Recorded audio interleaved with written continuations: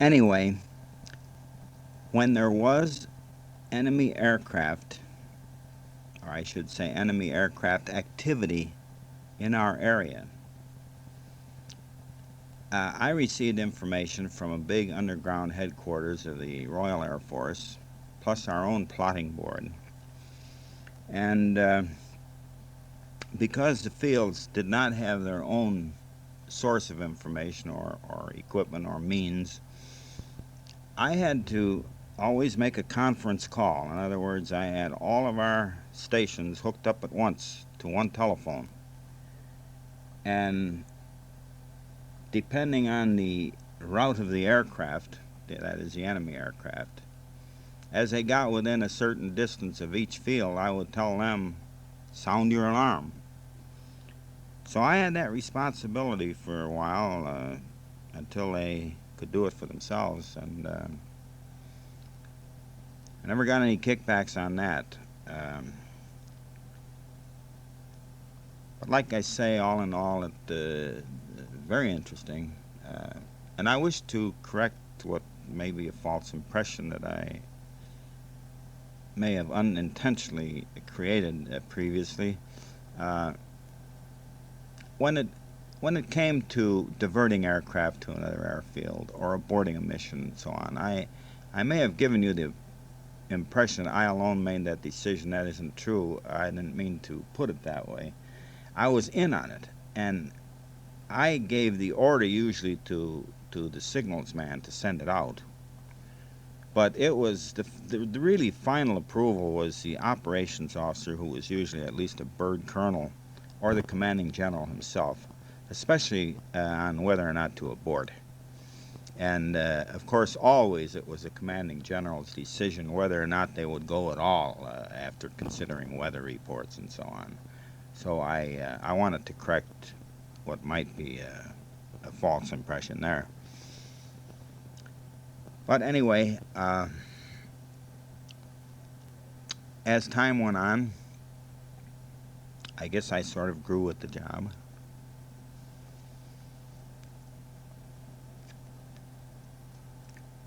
And by that time, I think I was a first lieutenant, and another first lieutenant myself, or maybe I wasn't yet a first, I don't know. I'd have to look up my papers.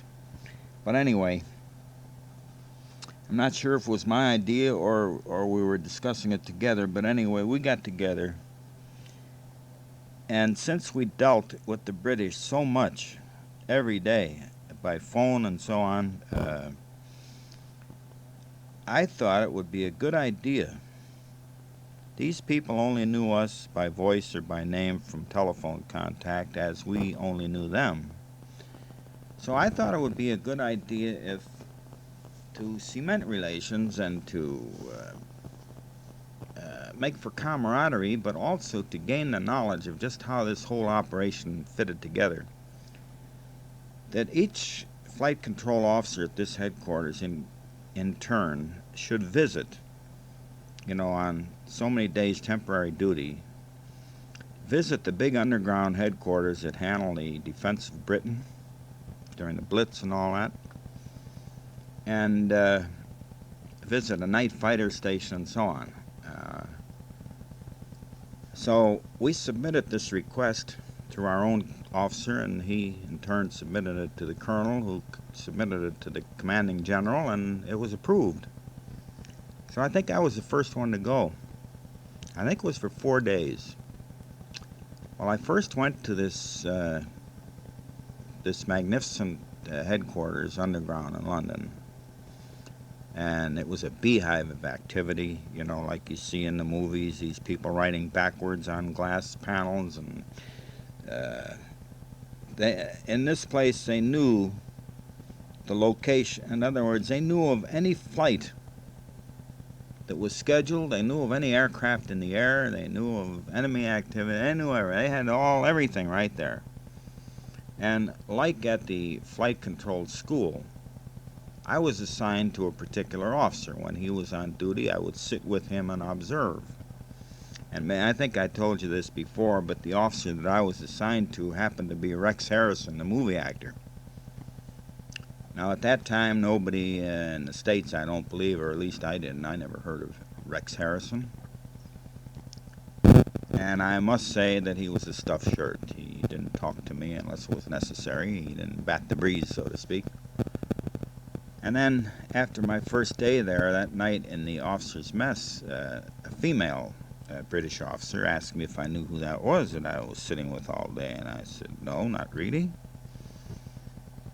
And, I said, he's somebody special or what, And she said, why, that's Rex Harrison, England's most famous actor. I said, oh, is that so, Well, that's how I learned who he was. Of course, later on, as you know, we see him a lot in this country, we have. But like I say, he was a typical stuffed shirt, and so I'm not one of his fans, as you can imagine. But anyway, that was very interesting to observe all that activity and see where we got a lot of our information, and see the people that with whom we coordinated our missions and our defense and so on. Then I went to a night fighter station, and the British at that time had just developed their latest night fighter, which was the twin-engine plywood craft called the Mosquito, you might remember. At that time was supposed to be the fastest night fighter.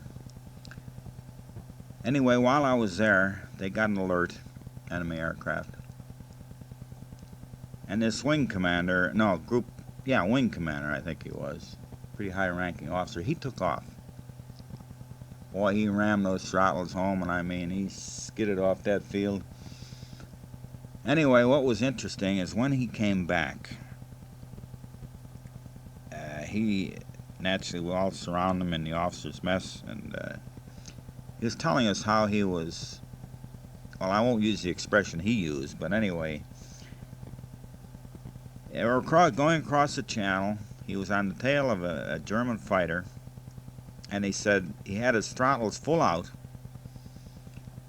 and he was just about to close for the kill, when that thing pulled away from him like he was standing still. So, of course, to this day I know that was one of the first German jets. It had to be, because if he had that Mosquito all out and that thing walked away from him, well, it could only be a jet to do it, because no other piston engine aircraft at that time would have been able to do it.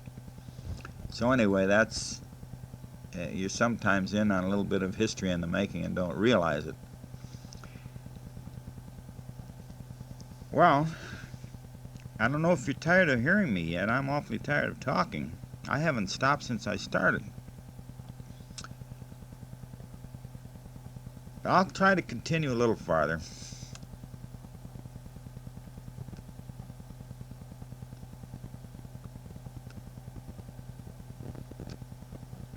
Oh yes, a little interesting side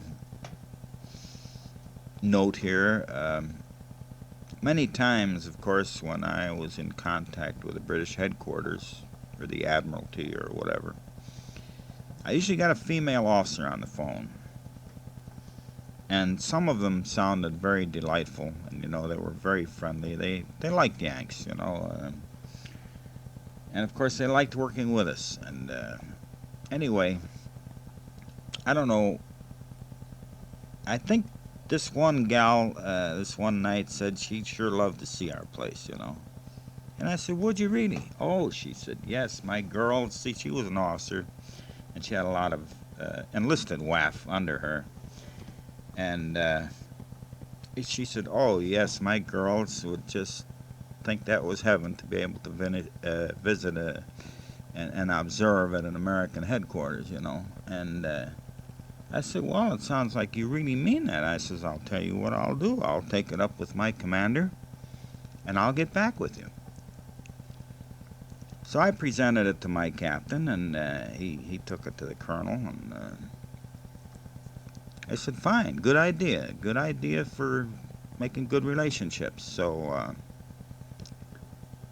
since I had made the original contact, why, the colonel said that I would be in charge. In other words, I would be the reception committee. I would arrange the programs, when they arrive, etc., and to just advise him, and of course, usually adjacent to a headquarters is one of your operational airfields, and of course, there was one by ours. So I went over personally and saw the group commander there and told him that, about the girls coming, and told him how nice it would be, how they'd love to see a takeoff and this sort of thing. And oh, he said, delighted, and he said he'll also arrange lunch for them and so on. So anyway, they came, and they were just delightful. They were like schoolgirls. I mean, they were so delighted to be there. And of course, it was nice for me because I was excused from duty, and I escorted them to the various, explained all our operation there, and see that they had quarters and meals and this sort of thing. And see, they could only have 2 days. They arrived the one day early, and they had to leave late the next day. That's all the time their people would spare them. So anyway, on the second day, that group commander sent transportation for them and let them all up in the tower while his group took off on an operational mission, some 54 aircraft. And they were delighted that they could stand up in the tower and observe all that. And then he had the mess hall, he had his cooks. I don't know where they got them. They had white linen tablecloths and everything. And he had a box of American chocolates at each one of their, place settings. And he had a very nice lunch for them, and the chocolates. And shortly after, they had to leave. And while their thanks, were so profuse, it was just about embarrassing. But that was one of the little niceties, that you run into. And it's very enjoyable for me, too. Then, of course, after that, every time I'd contact that headquarters, they were just that much more friendly, and But you can have,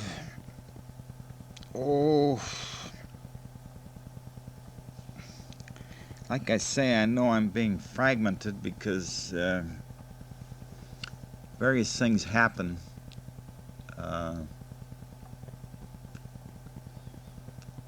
Incidentally, this headquarters I'm talking about, it was I forget, it was a duke's or an earl's estate. It was his country villa, so to speak, that we had for our headquarters. One of those real stately old British mansions, country mansions, and beautiful grounds, country lanes leading into it, And of course, we were bombed there.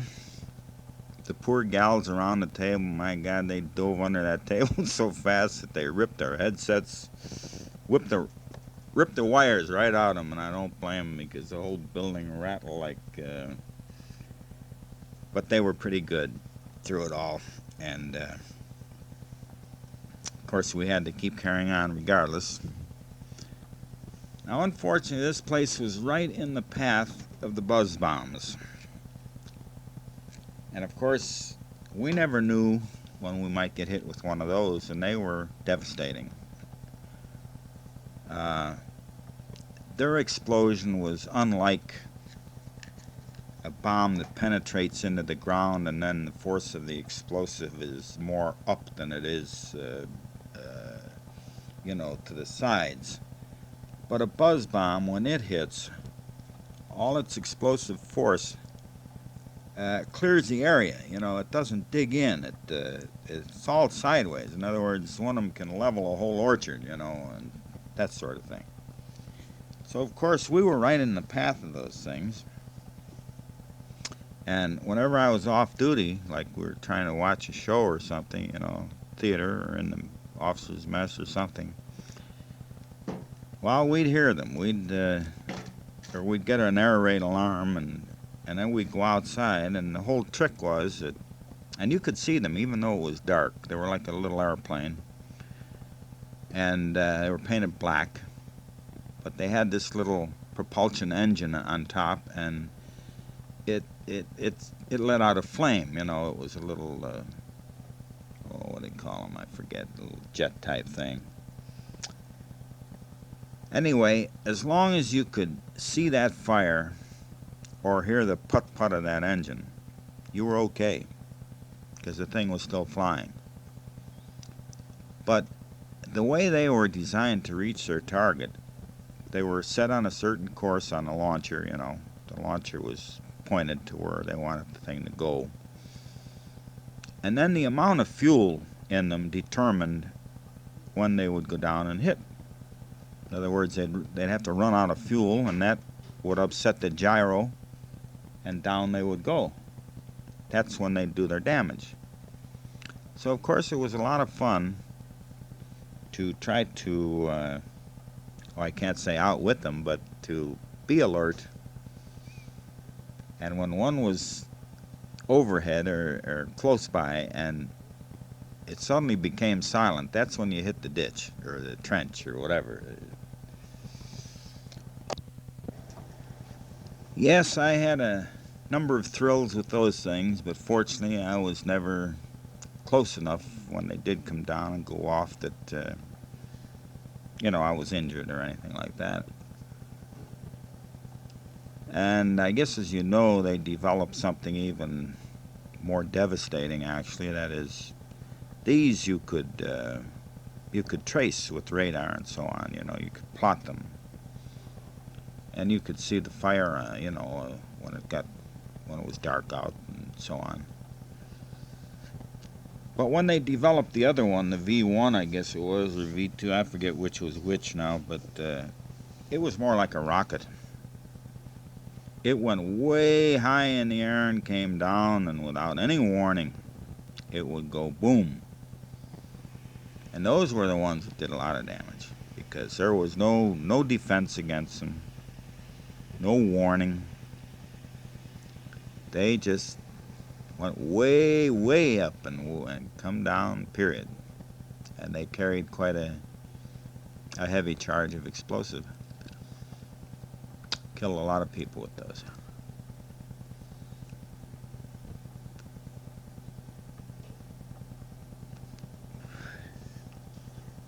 I don't know if you remember me telling you about the night that I'd come back from London rather late, though it was something like 2 in the morning when I got to this little station.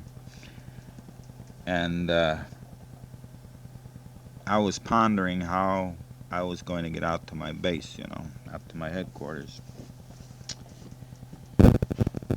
So somebody came along and told me where a taxi driver lived, and he says, I'm sure if you go pound on his door or on his window, he'll get up and take you. You may have to give him a bonus, but he'll do it. Anyway, while I was waiting before I had met this party, I saw the searchlights, you know, seeking, and then I saw them get an aircraft in the beam, but I hadn't heard any alarm. So I thought it was an exercise. In other words, they used to have exercises to train those searchlight crews. They had a code name. And that's what I thought it was, since there was no alarm. So anyway, I woke up the cabbie. He's a little grouchy, but he agreed to do it, and we got going in his cab after a bit. We're going down this country lane, and we're almost into, where I want to get out. And it was real quiet out, there was nothing but the sound of the engine. Now, the creature was stirring, when all of a sudden, right over our heads, there was this terrific bright light, this white flare, and the rat-tat-tat of machine guns, a loud power dive sound, right over the damn cab. And the old guy hit the brakes. I jumped out one side, he jumped out the other and into the ditch beside the road, and he kept saying, now, son, don't be afraid. Anyway, it turned out that it was an undetected, that is, by the people that should have been sounding air raid alarms. They didn't detect it for some reason. But it was a Nazi fighter. But it was shot down by one of ours right over our heads, right over the damn roof of that cab, and at low altitude. And of course, we could hear the thing crash. And the cabbie says, "Look, you better walk in from here." He says, "I better get going back." I said, "Okay." And I paid him off and walked in. And all the guys were out in their pajamas, and you could hear, occasional pops.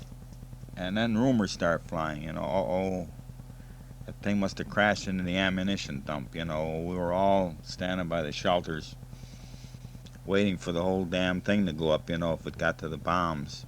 But what actually happened was that this craft crashed into some of our parked aircraft and set them ablaze. And, of course, that was the aircraft machine gun shells exploding from the fires. But that was really a surprise and a thrill. I think the thing I heard first, I don't know which came first, whether it was the terrific growl of that power dive or the flare or the machine gun sound. I don't know, but for a minute I didn't know what in the world was going on, but no damage done, as they say. But anyway,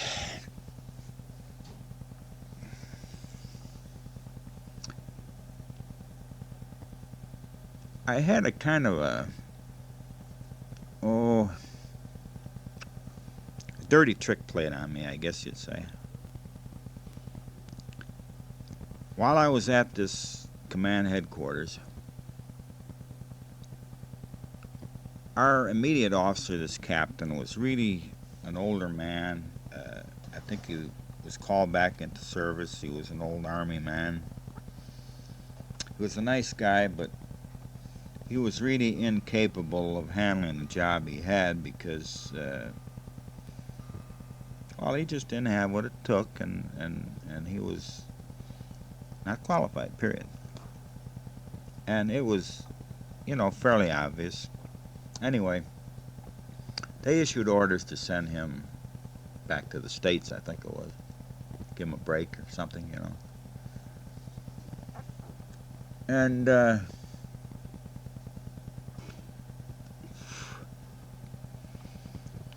he was asked whom he would recommend to take his place as the chief flight control officer of the Bomber Command, and he named me. So I'm called up in the head of the operations, colonel, and he tells me I've been highly recommended to take over as chief flight control officer, and that effective such and such a day I would do so.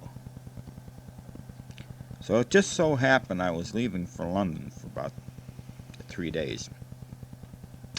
I had that much time off, and I was going to London. And all we had to do at that place was sign out in the book to say where you'd be, when you'd be back, that sort of thing. So anyway, there was a flight control officer there that was very ambitious. And he, maybe in a way, deservedly, he should have had the appointment because he was in flight control work much longer than I was. Now, whether he was any better or more capable, I won't offer an opinion, but I went to London, and when I got back, I see this fellow sitting at what was supposed to be my desk.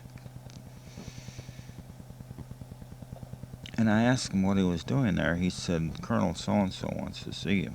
So I went up. And he sat me down very fatherly, and he said, "Now, Lieutenant," he says, "we appointed you as Chief Flight Control Officer of Bomber Command." He said, "But Lieutenant so-and-so registered vigorous complaint, and in view of his length of service and so on, that he felt he should have had the job."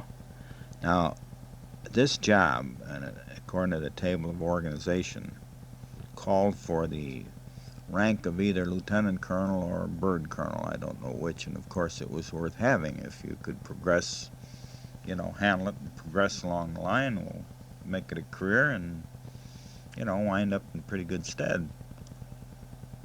So anyway, he said, so we reconsidered and we thought, well, we would give him a crack at it, and then if he can't handle it, it's yours.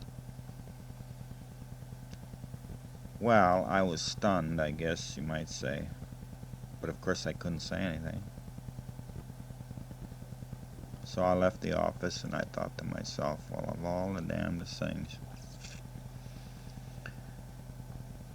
I won't tell you the nationality of this guy, but it's typical of those people. So that kind of soured my view a little bit. I thought it was a bad trick. Disappointed the hell out of me. So anyway, I carried on the best I could, but I guess inwardly hurting. In the meantime, this same lieutenant and I that got the idea about visiting British installations got another idea. Now, pilots are characters all by themselves, in other words, and the crews too. When they go out on a mission, they'd much rather go back to their home base because there they have their own clothing, their own facilities, etc. They don't like to be diverted to another airfield. So sometimes they would actually disobey diversion orders and land at their own field at great peril to themselves and their aircraft and everybody else. And of course, they would be severely reprimanded for that. And in other words, at any time they were reluctant to go, but generally speaking, they went. When they were given the order, go land at another field, they did it. But they never did like it. But anyway, we felt that at times maybe the air crews didn't quite understand the role of flight control, what a role we played in protecting them and doing for them and guarding them, so to speak, from dangers that we could. So we came up with the idea of making a training film, a colored training film, to really tell the air crews what flight control is all about, and particularly lay it on a little heavier about diversions and so on, purpose of them and why they should be, obeyed without question. So we submitted it through the proper channels. We wrote a little scenario, sort of, and what the film should contain, etc. And it went all the way up through the commanding general of our bomber command. We forwarded on to the commanding general of the top Air Force headquarters, and he approved it, and it came back, and we had approval to make the film, and with advice to get such and such a filming company to do it, that is an Army unit, and to get certain other people as advisors, and that this other lieutenant and myself would be sent on location as technical advisors, and maybe we'd appeared in the thing, I don't know. But anyway, I thought, well, that's great, we'll get away from here for a while and see how a movie's made and maybe participate in it, and it'd be nice to be a technical advisor and so on, be on location. But wouldn't you know, a couple of days later, D-Day. So all that sort of thing was scrubbed. There was no time for anything like that because that's when the war really got hot. So it had to be canceled out, to our regret and even to the general's regret. But I still have the papers explaining the thing and showing the various approvals. And that was a disappointment, but one I could not complain about because after all, D-Day was a hell of a lot more important. And increasing the tempo of the war to bring it to a conclusion, that's what we all really wanted. And that's what we were doing. So it was just too bad it didn't come about a year earlier, the idea and so on. And it might have come to pass. And who knows where something like that might have led. You know, D-Day was a real thrill. I have to confess, that when when you're engaged in a war such as World War II, and you've been overseas for a long time, and you've been slugging it out one way or another, either, my type of work or as a foot soldier or whatever, you do get to the point where, you hope for some stunning victories because you want the thing to get over with, because you see the suffering. You're suffering yourself in a way, really, but you see the suffering. I used to watch little English children. Uh, Very many of them looked gray because they weren't getting things like fresh oranges and bananas. And well do I remember when we first arrived in England, believe it or not, they used to ship us fresh fruits, bananas, I think, oranges, lemons.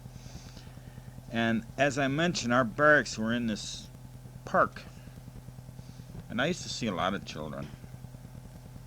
And every time I'd get my hands on, an orange or something, I'd cut it up and give it to these kids, and some of them actually didn't know what it was. And I can't say I ever despaired, but, I used to think, well, damn it, we've got such force of all these mighty nations, including our own. When the hell are we really going to get going and end this thing?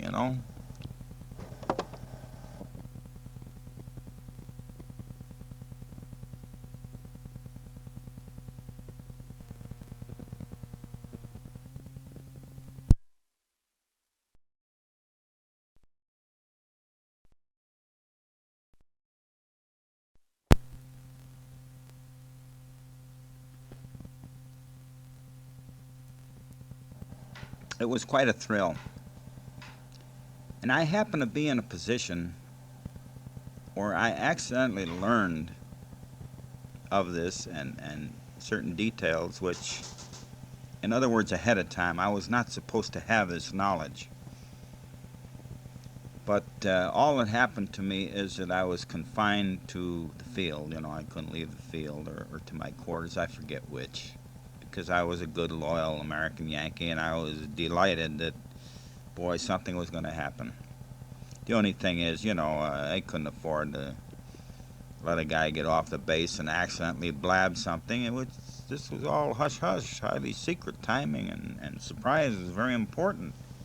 And there was no harm done. I mean, it was just a little accidental way. I happened to see something about it, and which I wasn't supposed to. But anyway, it was marvelous because I think about it now, and it sends chills up my spine, because all the night before, all you could hear all over the British Isles was aircraft engines. I don't know if you're aware, but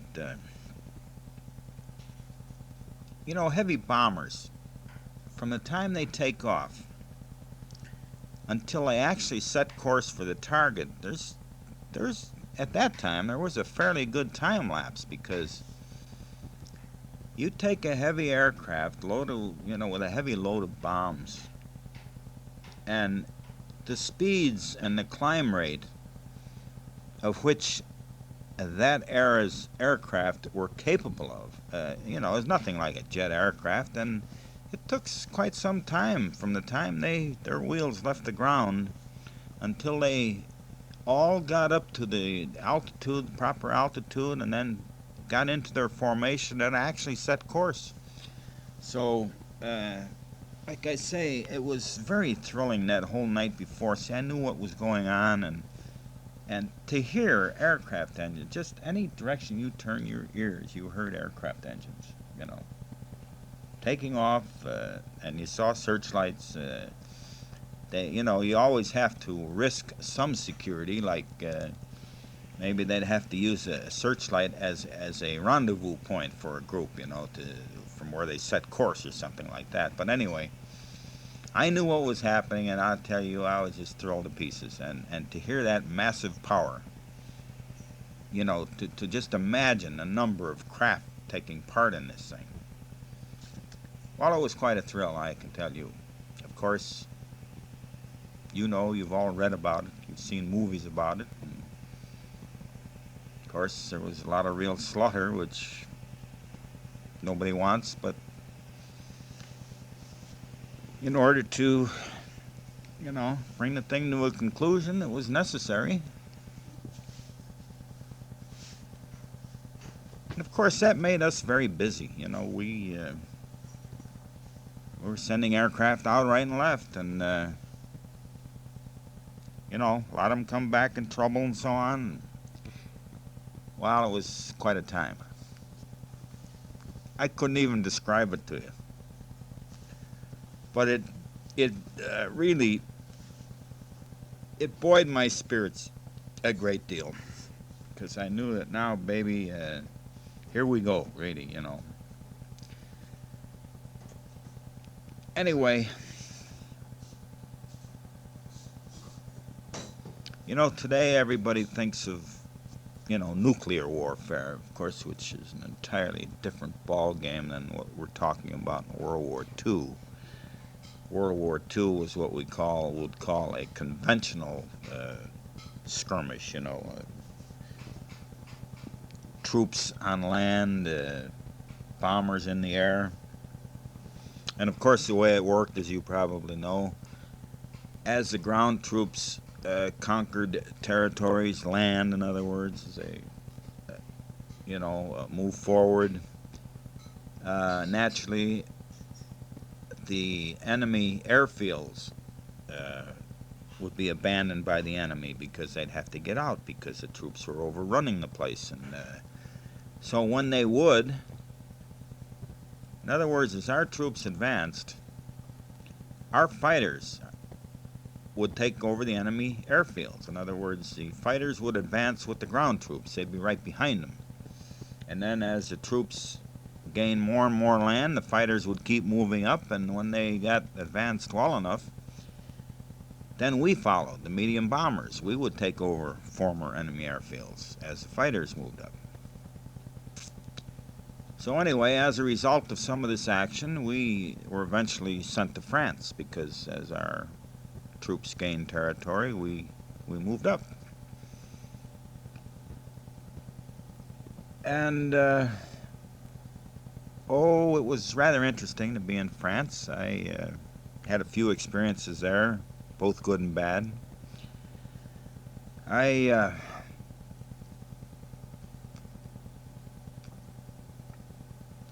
First of all, a good thing, I met a very influential man in the town where we were. I can't pronounce it as the French do, but if I say Chartres, you'll know what I mean. It has a big cathedral, but that's not the proper pronunciation. Nevertheless, this man was probably going to be the next mayor of the town. His mother owned the big department store in town. They were wealthy and influential. He had the most charming wife and the sweetest looking children, and they had, a really, really fancy house and everything with the big wine cellars and all. Anyway, I don't know how I got onto him, but he befriended me. He could speak English, but his wife couldn't.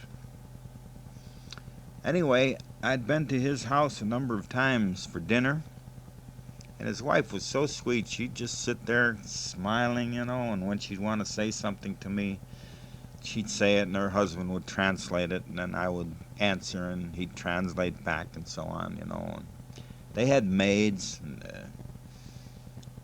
for example, if we had fowl for the main course, it'd be about an 8-course meal with 8 different wine glasses at your place setting there, different wine with each course. And I should say, before you ever went in to sit at the table, you had what they call an aperitif, an alcoholic appetizer, or 2 or 3 or whatever. And with each course, you had a different wine. And when you'd be sitting at the table talking to your neighbor, you'd take a sip of wine, and you'd turn back, No matter how many sips you took, your damn glass was always full because there was a maid hovering with the bottles. As soon as you took a little out, she'd put it back in. And boy, after 8 courses of that, you got up from the table a little wobbly. And then you went into the living room where the big fireplace was and the big easy chairs.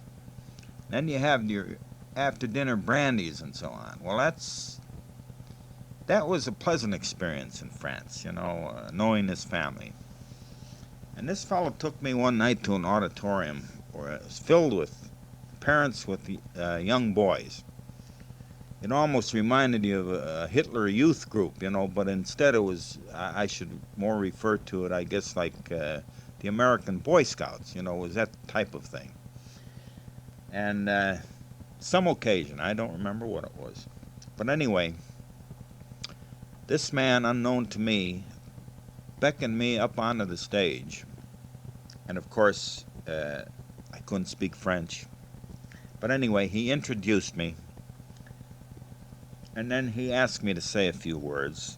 And I said, but, he says, don't worry, I'll translate it, So anyway, I spoke some words to the assembled auditorium. And, they cheered like mad. And they made me an honorary member of the boys' troop, whatever it was. And unfortunately, they pinned a badge on me and all. And I don't know whatever happened to it.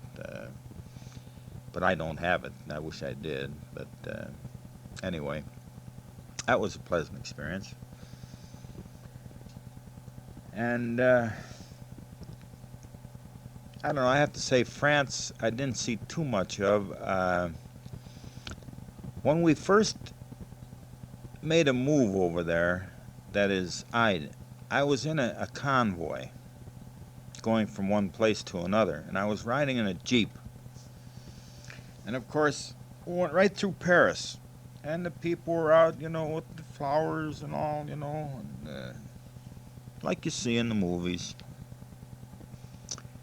And that was the kind of a thrill, to go through and see all the people waving and cheering. And Viva la Yank, one thing and another. But that time I only went through Paris. I didn't, get to see any of Paris other than what my route would permit. But I did have occasion to get a leave and go to Paris a little later. And I went to the Folies Bergère and a few places and fancy restaurants and so on. But that trip got me nothing but trouble, which I may or may not tell you about. I don't know. But anyway, a while after we were in France,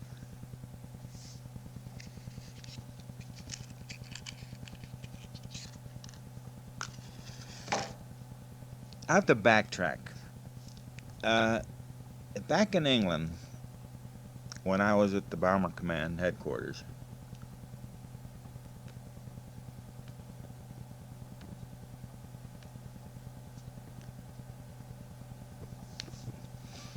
I was also the personnel officer in charge of the whacks that worked for us around the plotting table. Now, I was not their commanding officer because they belonged to a whack company that had a female captain commanding officer. I was only their boss at work, so to speak. Of course, any problems that come up at work, I took care of, etc. Anything they needed or whatever. Anyway, I was responsible for their job performance, so to speak. Anyway, I won't tell you this because it's a long story, but one of these girls I met one morning on my way up to breakfast, and she was weeping and boo-hooing, and she told me a story, how she was going to be busted and have her stripes taken, and so on and so on. Well, anyway, no details except to say that in this group of girls that worked with us, there was a sergeant. And she was one of these very spiteful, vindictive type females that even females don't like, that is, decent females don't. And she was a little troublemaker. And when this corporal told me what had happened and how she was going to be busted and this sort of thing, I thought it was a very unjust thing because it was caused by this little banty rooster. So I interceded on her behalf to her commanding officer. Well, that was a mistake. I guess I should have kept my nose out of it, but uh, as I mentioned before, I'm a man of justice. So I simply spoke to this captain in a very nice and pleasant manner, telling her what I thought the true situation was, and that I would,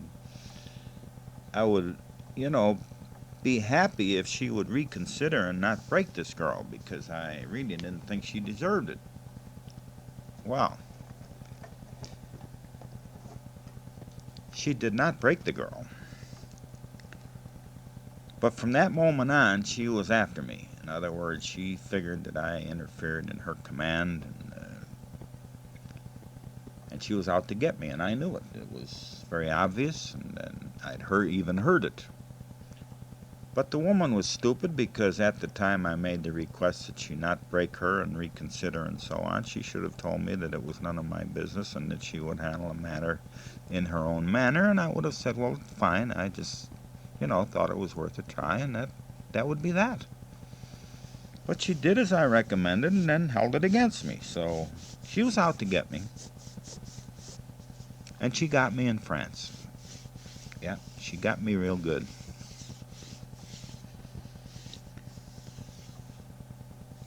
Sometimes in that work,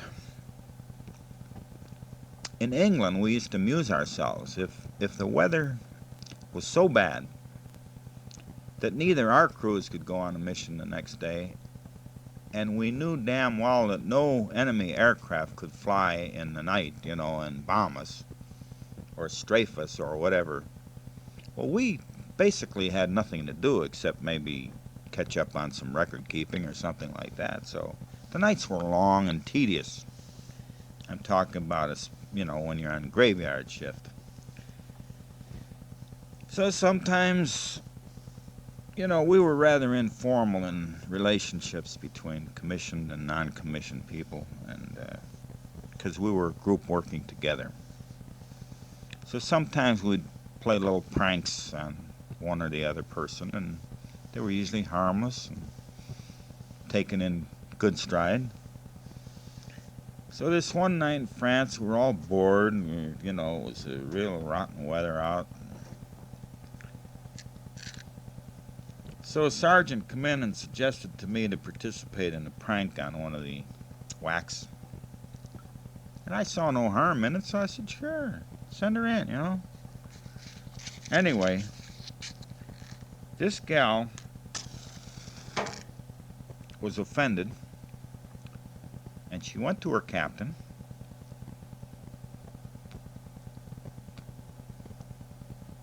and that's just what her captain was waiting for, something like that.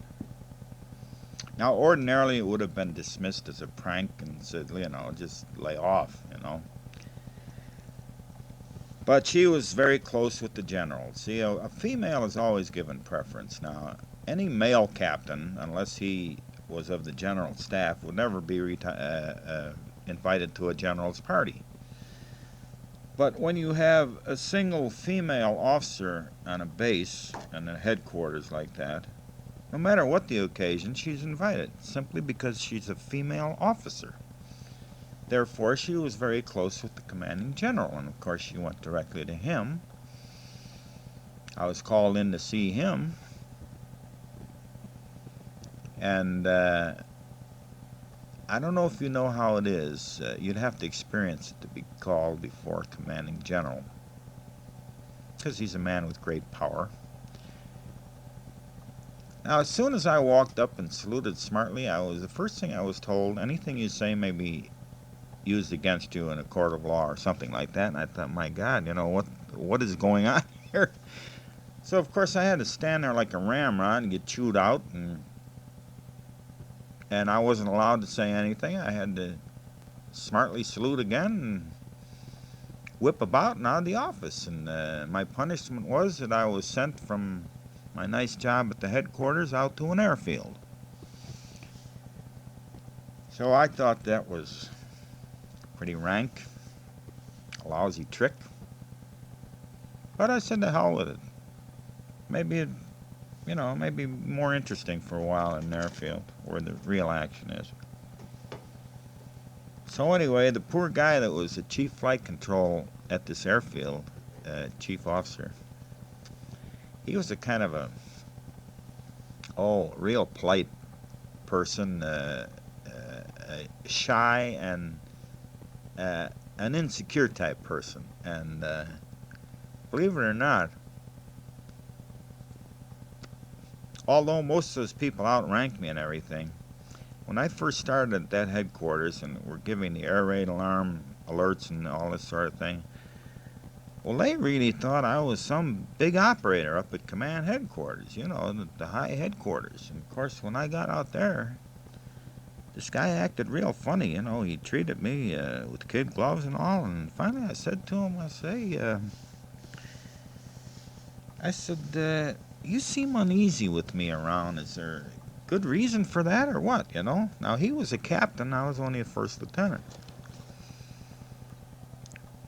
So he said, well, big dealer like you being sent out from headquarters, I figured you're sent out here either to take my place or to observe and report on me or something like that. I said, now I'll tell you the truth. I'm sent out here for punishment. You're my boss. I says, there's probably a hell of a lot more about this work out here that you know that I don't. And I'm going to appreciate all the cooperation you'll give me.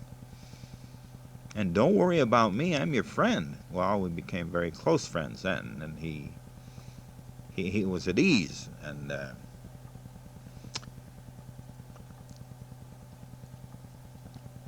for a while that was interesting, landing the aircraft, take off, have all the emergency equipment ready, etc. Shoot the flares. It's also very exciting. And I should say dangerous because, when we'd take over an airfield like that, well, everything would be destroyed, literally, as far as lighting, string temporary lighting down the runways, and temporary approach lights and that sort of thing. And it wasn't like a modern, like LA International or O'Hare in Chicago or anything like that. They didn't even know about such equipment then. We were operating, you might say, barnstorming days damn near insofar as airfield equipment went. Anyway, I had a few thrills there. We had permanent control towers because, we had temporary because the permanent ones were destroyed, either blown up by the enemy as they retreated or blown apart by our own bombers before we conquered the land. So what we had was a mobile unit, a truck, so a trailer you might say, and it wasn't parked very far to the side of the runway. And an airplane, or I should say a pilot, miscalculating could wipe the damn thing out, it wouldn't take too much effort to do that. So anyway, for protection, we had slit trenches dug right behind the thing. And then not many yards back of that would be our tent. That's where we lived, right in the middle of the airfield.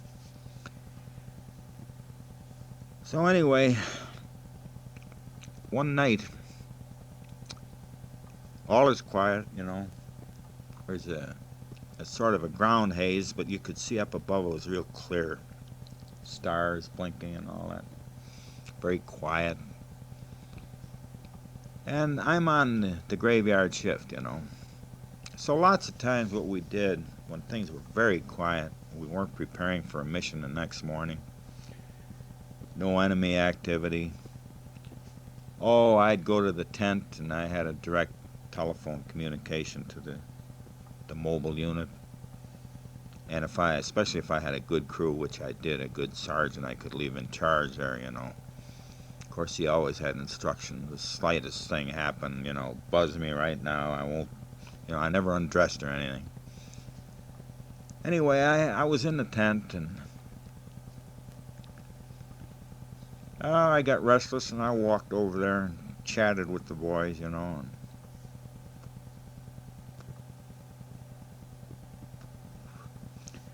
And I thought I'd head back for the tent. And I'm just about out the door of the damn thing when boom, boom, boom, boom, boom, boom, boom, boom. And there's a damn enemy fighter strafing the field with 20 millimeter cannon. And I'd never heard aircraft 20 millimeter cannon up that close before, and it sounded exactly like a stick of bombs dropping. That's the way a stick does. When you say stick, you merely mean a group of bombs. In other words, they fall out of the aircraft one after the other, and they hit in a row, and that's why they're called a stick of bombs. They hit boom, boom, boom, one after the other. And that's what I thought happened. And anyway, we all dove for these slit trenches. I was the last one in. In other words, I was on top, laying on top of each other. And I felt dirt coming in on me. And I thought, oh, I'm being buried alive. I thought they were bombs. But anyway, the thing passed over, and then the damn air raid siren went off. Someone was asleep at the switch, or the guy came in below radar or something, I don't know. But anyway, we stayed in the trench for a while, and then we heard an all clear, and we got out.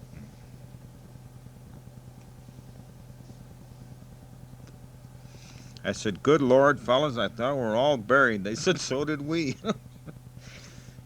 Anyway, the next morning, we saw the line of holes across the runway and right across the trench. Now, those 20 millimeter slugs hit exactly both edges of that trench, and I was on top.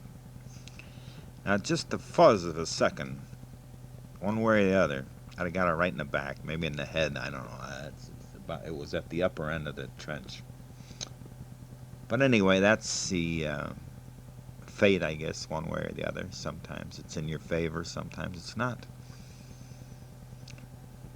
But of course, I was pleased to see that I was in one piece, much to my surprise, and that I wasn't buried. But I guess the worst day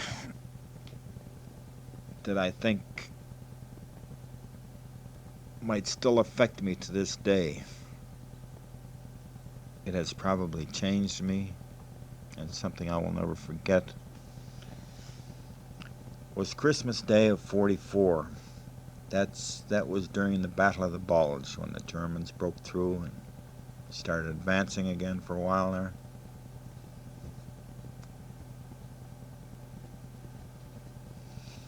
If you will recall, we were cursed with about, 10 days to 2 weeks, very bad weather. You couldn't get an aircraft off the ground. And of course, they were advancing during this period, and of course, we were helpless to help the ground troops because we simply couldn't fly. It was that foggy and rotten. So anyway, the night before Christmas, I guess it was Christmas Eve. No. I'm mixing my stories here. Anyway, Christmas Day. I'm not sure if that was the first day we could take off, but I think it was. Anyway, our aircraft got airborne, and it was a thrill just to get them airborne because, you see, the way we do that to keep, radio silence. When it's right on the nut for the first craft to start rolling down the runway, I used to shoot a green flare, see? Or use a hand light to the lead pilot. Tell him it was time to go, Well, since we were so hampered and it was so vital that we get aircraft in the air, we actually took off, I think. It was still pretty lousy. Under ordinary circumstances, you still wouldn't have flown, but we decided, damn it, we had to do something. And the general says, go. So they went. Anyway, they just get a little part the way down the runway, and we lose them in the fog. That's how bad it was.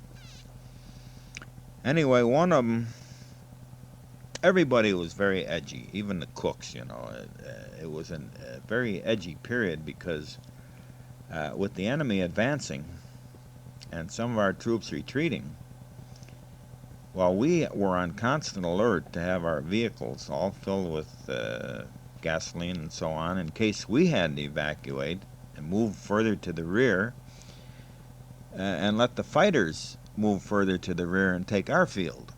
Anyway, it was a hectic time. It was a time of ragged nerves and so on. But one of our aircraft, what we didn't like was explosions. And they were carrying very large-sized bombs on that particular trip. And as each one started its run down the runway, we all sort of stood by a trench ready to dive, in case something went wrong. Well, sure enough, one of the aircraft, it barely got off the field, barely got airborne when it crashed beyond the field somewhere in a farmer's field. And of course, we were all waiting for the big boom. Well, fortunately, it didn't come. Aircraft did not catch fire and the bomb did not explode. But anyway, we were all still very itchy and edgy. Anyway, they got off, and supposedly the weather was supposed to be halfway decent when they get back so they could land. Well, the exact opposite was true. Now, when they took off, I was not on duty, but I had the afternoon shift, and I went on duty and would be on duty when they would return. Well, the weather kept getting worse and worse and worse. I'd see how the hell we're going to land these people. But anyway, what I did, I sent a man out to the head of the runway, where you normally have your approach lights, your funnel lights, to guide them to the runway. But of course, they were not visible. They were not very strong. So I sent a man out to the end of the runway with many boxes of flares, white and yellow, the brightest we could get, and had them quick run a landline, a telephone line, so he could be in contact with the tower. So when they started returning, a lot of them were in trouble. They were all, a lot of them screaming that they were low on fuel and so on. So I'd, give one permission to land and I'd tell them to look for flares. That would indicate to him the beginning of the runway. So when the man was in the approach, you couldn't see him, but you knew he was in the approach. Well, you told your man at the runway there to start firing flares, and the pilot really couldn't see anything. So we would all be out of the tower, except I'd have the mic in my hand. I'd have a flare gun with red flares in them. And we'd be peering, straining our eyes through the fog to catch a first glimpse of the aircraft. And many times, when we did, the guy was coming in the right direction, all right, but he was way to the side of the runway. In other words, if he kept coming, he'd wipe out our tower and crash. He wouldn't. He'd hit in the grass. Well, not on the tarmac, not on the paved runway. So of course we'd have to scream. I should say I did. Scream over the microphone, pull up, and fire a couple of red flares. And of course, this particular aircraft was very heavy, twin engine, had very short wings, didn't have